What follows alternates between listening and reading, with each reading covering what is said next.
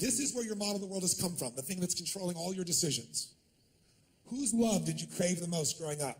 Your mother or your father? Not who did you love more, I'm sure you loved them both. Whose love did you crave more? Truthfully. Since I didn't quite get it, it was my dad's. Yes, clearly. What if you called him and told him all the things you blamed him for and said, I need to have a conversation with you. I want to tell you, I blamed you for so much in your life, but I realized the other day, I need to make a new list. I blamed you for being addicted and this and that and all those things and things you should have done, but I haven't blamed you for being the one man that I could love.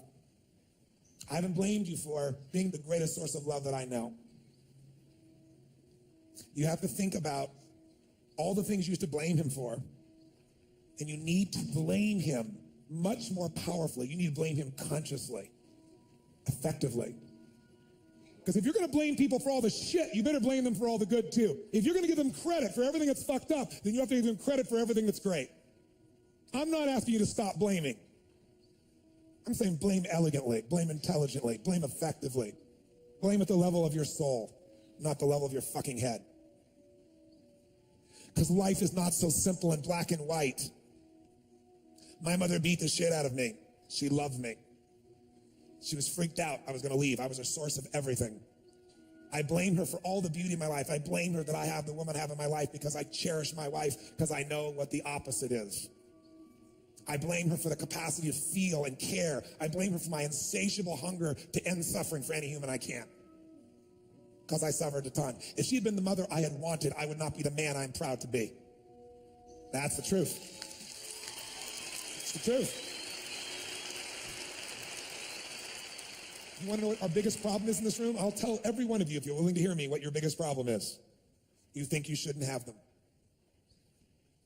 Because problems are what make us grow. Problems are what sculpt our soul. Problems are what make us become more.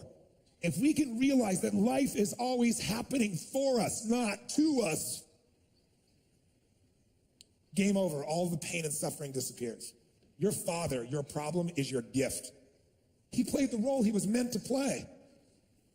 If he'd been the perfect father she wanted, she wouldn't have half the drive she has, not a third. That would be tragic. That would be tragic. You need to call this motherfucker and blame him for what a beautiful daughter he's created.